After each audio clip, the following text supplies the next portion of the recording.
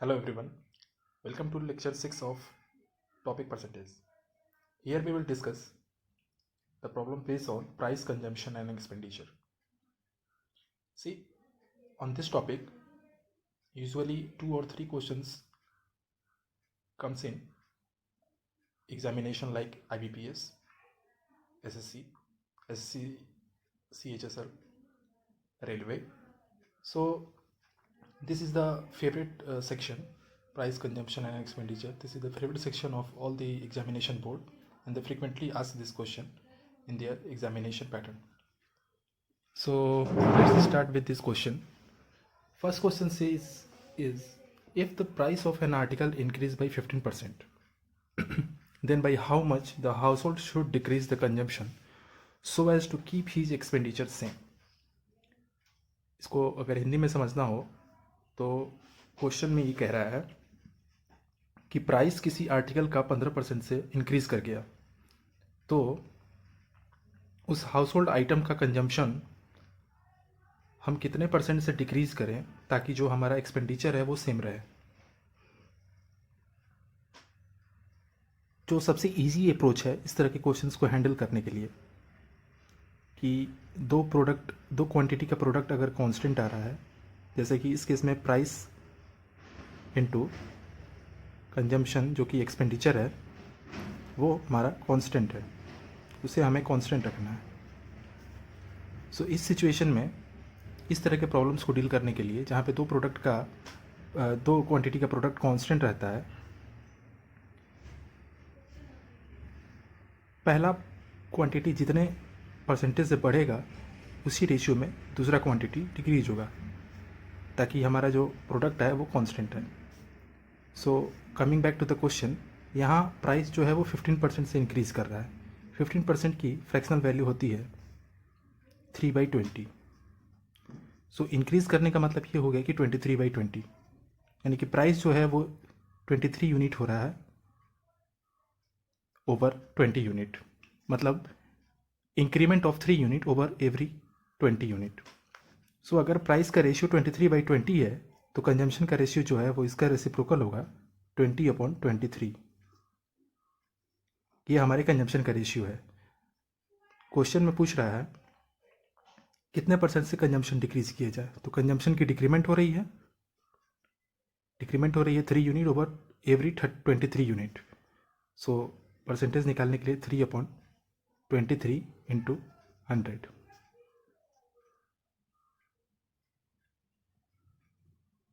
So the answer will be 13 combination 1/23%. So the option which is correct is option A. Now question 2. Question 2 says, when the price of rice is increased by 25%, a family reduces its consumption such that expenditure is only 10% more than before. If 40 kg rice is consumed by family before, then find the new consumption of family. Again, this is the question of product of two quantity, price into consumption is equals to expenditure, but in this case expenditure is not constant, it is a variable, it is variable term, it is not constant. यहाँ expenditure हमारा constant नहीं है, वो very कर रहा है। Very कैसे कर रहा है? कह रहा है कि प्राइस राइस का 25% से इंक्रीज हुआ, ये 25% से जब इंक्रीज हुआ है सो एक्सपेंडिचर जो है वो भी हमारा 10% से इंक्रीज किया है।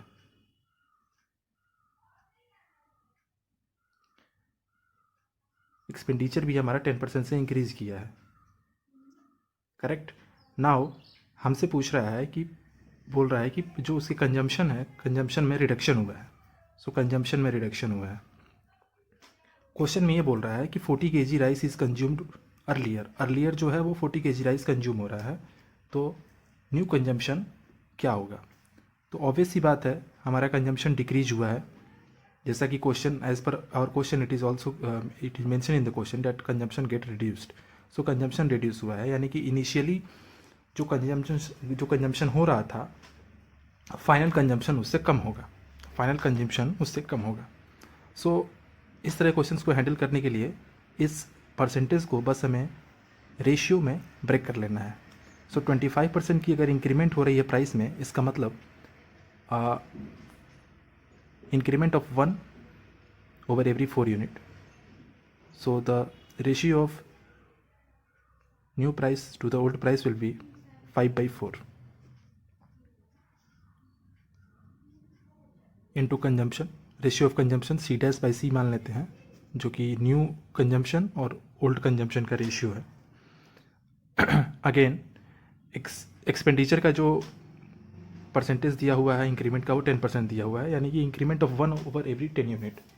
सो एक्सपेंडिचर का जो रेशियो आएगा वो आएगा 11/10। 11/10 क्यों आया? 1/10 से इंक्रीमेंट हो रहा है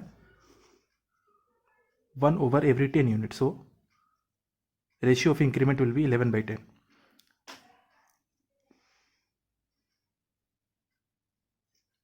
now C dash by C की वैल्यू हम इजीली निकाल लेंगे, 50/44।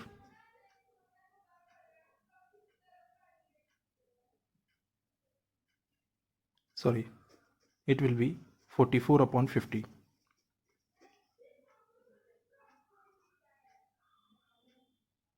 44/50, 22/25।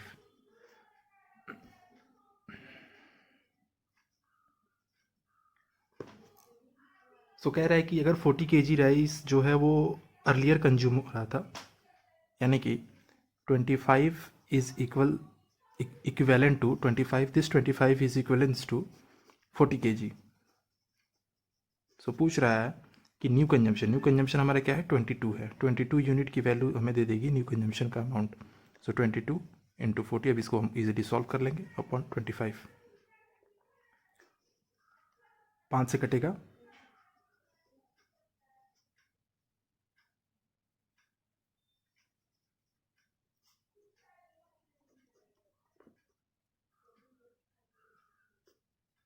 so answer will be 35.2.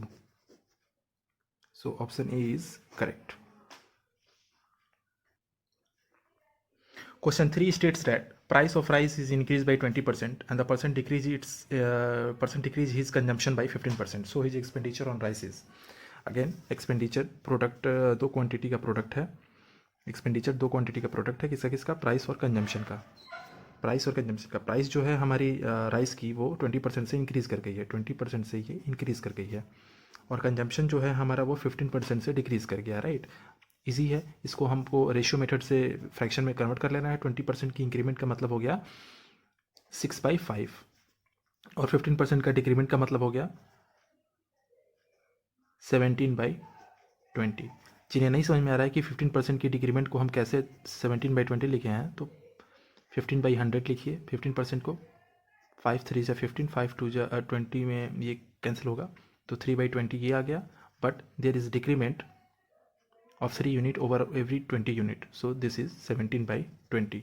ये समझने वाली बात है, ये आप रेशियो मेथड में हमेशा ऐसे ही यूज़ करेंगे, ऐसे ही 17/20। नाउ अब एक्सपेंडिचर, इसको अगर हम सॉल्व करेंगे, 2 3 जा 6, 10, 51/50। So there is, we can easily say कि एक यूनिट से हमारा इंक्रीमेंट एक्सपेंडिचर बढ़ रहा है ओवर एवरी 50 यूनिट। 1 इंटू 50/100 जो हमें परसेंटेज की वैल्यू दे देगा 2%। So increment of 2%, option A is correct.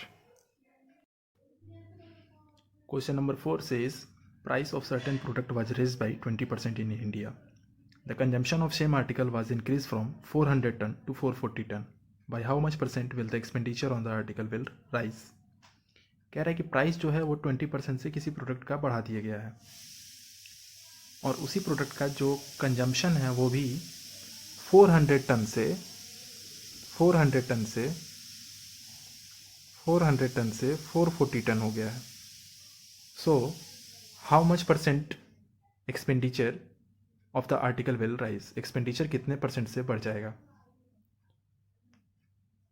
Expenditure का फॉर्मूला हमें पता है, it is the product of two quantity, price into consumption. Price हमारा बढ़ा है 20% से, 20% से प्राइस बढ़ा है, सो 20% का मतलब हो गया 1/5, और चूँकि इंक्रीमेंट है सो जो रेशियो आएगा प्राइस का वो आएगा 6/5।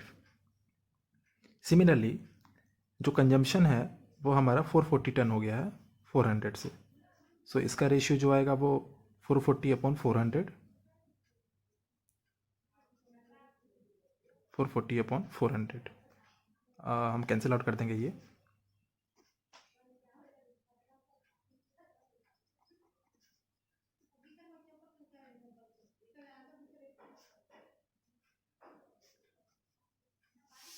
so the ratio will be 33/25. Now the question is how much percentage will the expenditure will rise? Percentage growth निकालना है, सो परसेंटेज जो इंक्रीमेंट हुआ है वो कितना आएगा 8 क्यों? क्योंकि 33 जो है वो 25 पे इंक्रीज हुआ है, so difference of 8 unit over 25 into 100, 25 4 जा 100, 8 4 जा 32, so answer will be increment of 32%. There will be increment of 32% in the expenditure of article. Question 5 says when price of sugar increased by 28%, family reduced its consumption such that expenditure on sugar was only 12% more than earlier.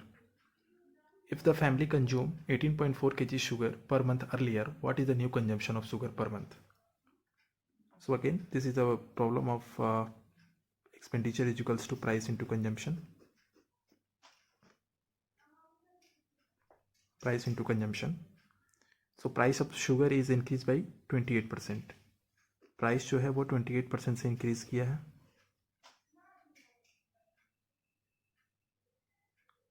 A family reduce is consumption, और consumption जो है हमारा वो decrease किया है, consumption हमारा decrease किया है। And expenditure on sugar was only 12% more than earlier, so 12% से एक्सपेंडिचर भी हमारा इंक्रीज किया है, so expenditure is increase by 12%।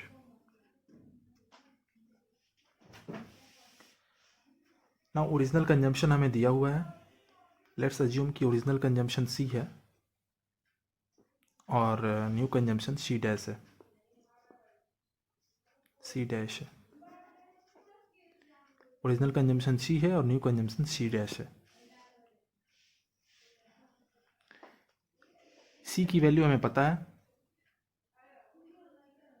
18.4 kg।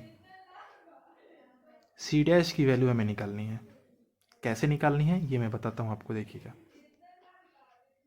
Expenditure 12% से इंक्रीज किया है तो एक्सपेंडिचर का जो रेशियो हो जाएगा वो 112/100 हो जाएगा।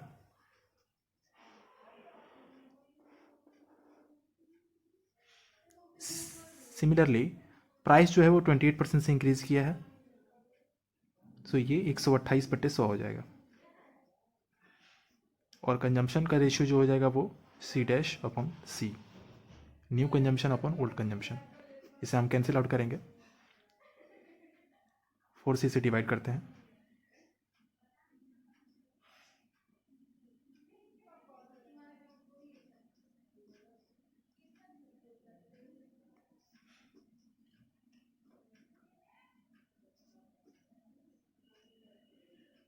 सो सी डैश अपॉन सी का जो रेशियो आ रहा है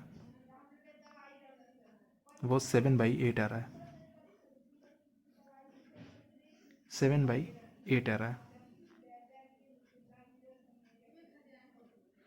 सी की वैल्यू हमें पता है 18.4, यानी कि 8 is equals to 8 unit is equals to 18.4 kg।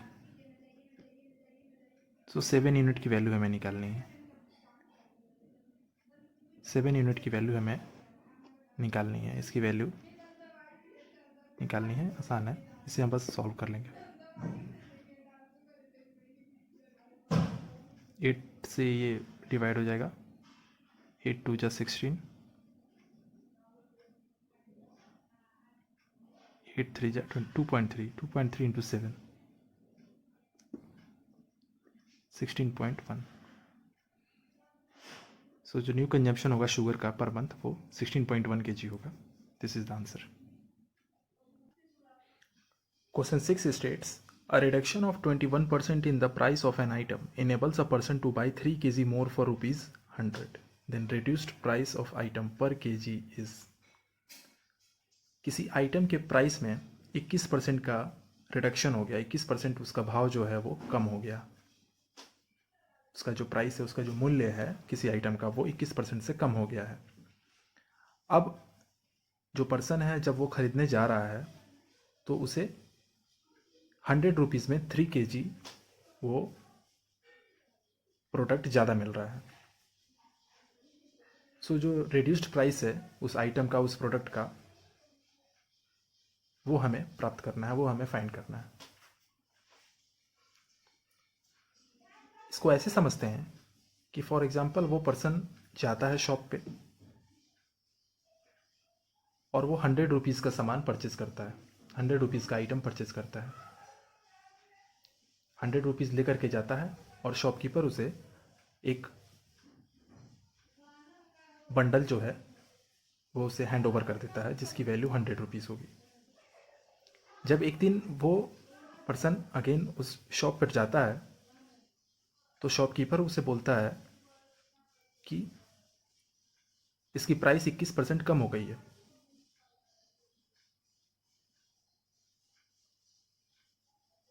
इक्कीस % उसकी प्राइस, प्रोडक्ट की प्राइस कम हो गई है. सो अब उसे उस रिड्यूस प्राइस पर 3 kg ज़्यादा मिल रहे हैं. सो इस क्वेश्चन को करने के लिए हमें सबसे पहले निकालना होगा कि कितने का रिडक्शन हुआ है. सो 100 रुपीज़ वो लेकर के जा रहा था प्रोडक्ट परचेज करने, रिडक्शन हुआ है 21% का.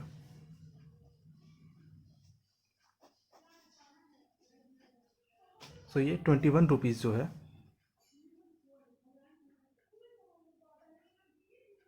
ये रिड्यूस प्राइस हो गया. अब इसी रिड्यूस प्राइस पर उसे 3 kg मिल रहा है. सो जो रेट होगा, रेट ऑफ प्राइस, एक लाइन का क्वेश्चन है अगर आप समझ गए तो, रेट ऑफ प्राइस जो होगा वो हो जाएगा 21/3, यानी कि 7 रुपीज़ पर kg. ये रिड्यूस प्राइस हो गया. करेक्ट.